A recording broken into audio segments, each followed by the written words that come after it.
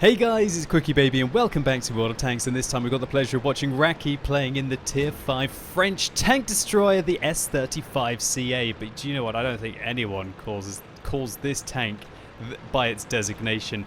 Really, this vehicle is known as the Bathtub in World of Tanks. And do you know what? This replay is a blast from the past. It is 3 years old, which is fantastic because I get to reminisce about what Sand River... This is El Haluf, this isn't Sand River, get it right. What El Haluf was like back in the day. Firstly, no opportunity to easily make your way down the slope there. No opportunity to be able to make your way up the slope here.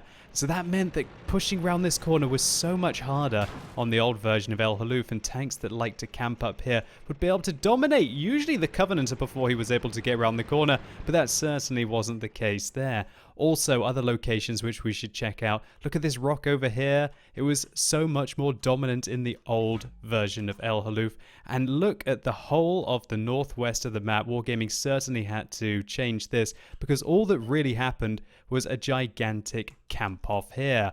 One team would basically camp on this side of the rock. The other team would be camping on the other side of the rock. Any of you veterans out there, do you remember this? If you do, let me know in the comments down below. And what do you think about El Haluf now and how it competes with what it used to be like?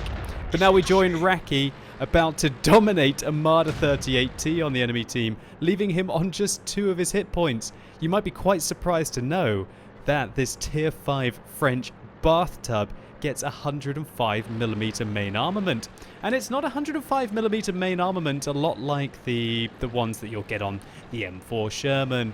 You can also mount one on a Stug, but you can even mount them on some of the American tanks, like the T40, I believe, which is at lower tier than this. This is a high penetration 105mm. It's actually a very novel gun when we think about it. 300 alpha damage, 165mm of penetration on its standard rounds, and 223mm of penetration on its premium rounds. So you know what? That Marder 38T can count himself lucky. This vehicle should have one-shot that Tier 4 German tank destroyer pretty much maybe 7 times out of 10 there. What Raki is going to be showing us in this replay as well is he has got some fantastic capabilities at long range. He is an absolute sniper. Shutting down that Panzer 3A on the move, full speed, 236 damage dealt to him, and he follows it up by killing a T46 on the enemy team. Now you can see what I was talking about with regards to that rock. Look how many players used to love to camp behind it. And it looks like Raki knows that very well. He's keeping his tank at long range. And look, the enemies that make their way around that corner had absolutely no cover from this location.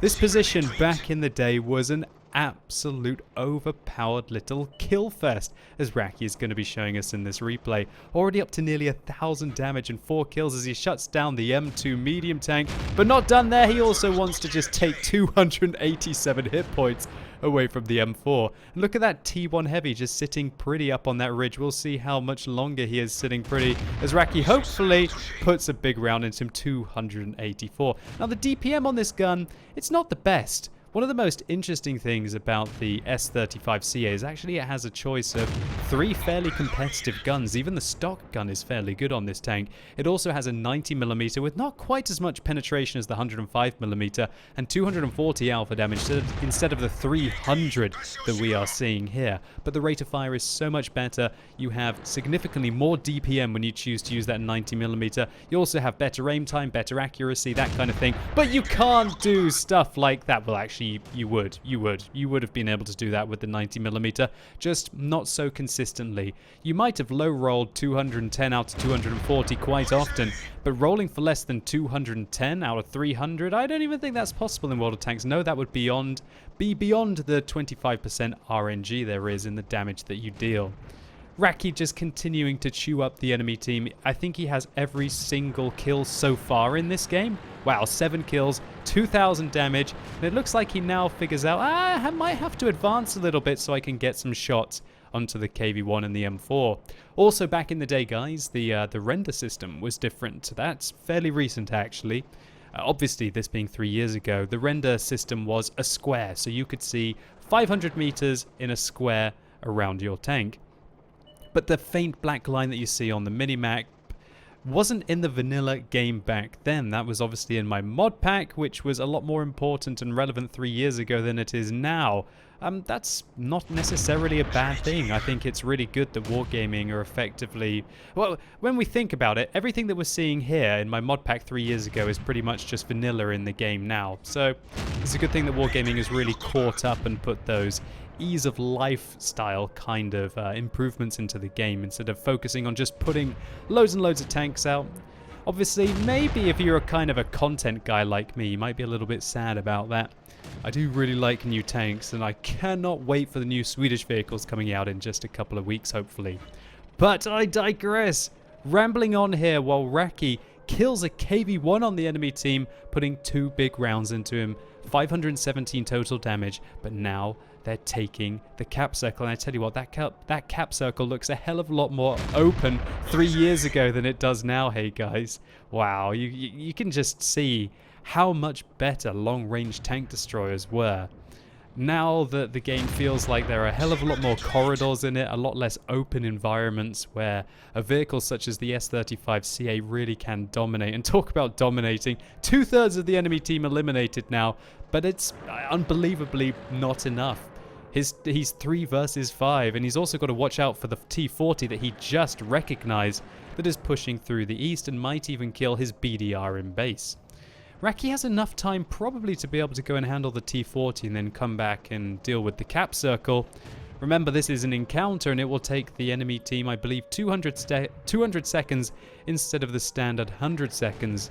Well, obviously you can have more people in the cap circle to speed it up, but double the amount of time that it will take to cap with an equal number of people capping. Yeah, that kind of makes sense. One of the most bizarre things about this gun as well, guys, is that it aims further to the right than to the left, and 29 degrees to the right and 15 to the left. Oh, look at that. One-shotting a tier 4 American tank destroyer on the enemy team from full health. This gun is just absolutely crazy. It makes me want to go and get back into the bathtub. But yeah, you're basically seeing the maximum extent that this gun can fire to the left is pretty much there, but it can fire to the right very well indeed because of the, I guess, the rather unusual shape of the hull and the gun mantlet that's over the front of the tank. He spots a Marder 2 in the distance. Will he be able to finish him off? You don't want to leave your opponents open at low tier, especially with 330 hit points on this bathtub. That doesn't go a very long way. Now this Marder 38T on his team is making a heroic effort to be able to interrupt the cap circle, spotting for Raki to allow him to pick up his 12th kill, killing a tier 5 Soviet tank destroyer on the enemy team. Will he be able to hit the German? Yes, he will. Okay, there you go, 13th kill. I think you see where this is going, guys. So when people talk about World of Tanks, oh, it used to be so much better back in the day, right? Oh, World of Tanks, I miss the days back when the maps, oh, all this and that. I'm not sure what you guys think. Do you think this is a better kind of map than the current El Haluf? Oh no, gosh, only tracking the Marder 2. Very unfortunate. Will he be able to kill him with his next shot? Certainly, if he manages to penetrate his tank, he will be picking up his 14th kill of the game and the Rezanai Heroes Medal, but not quite there. Doesn't get the Rezanai Heroes Medal yet. Possibly will do if his Marder 38 doesn't pick up these 2 remaining kills. But I guess I can't really judge the entire integrity of World of Tanks based off a single map and how it was balanced. I don't think anyone could argue that the balancing of El Haluf is far better now than it used to be. Wargaming have done a fairly good job with the maps that they have renovated, and the changes they've made to El Haluf are undoubtedly fantastic. I just think that a lot of people are annoyed about the fact that it just feels like there's less variety in the map pool now. So many more city maps, right? Paris, fair enough.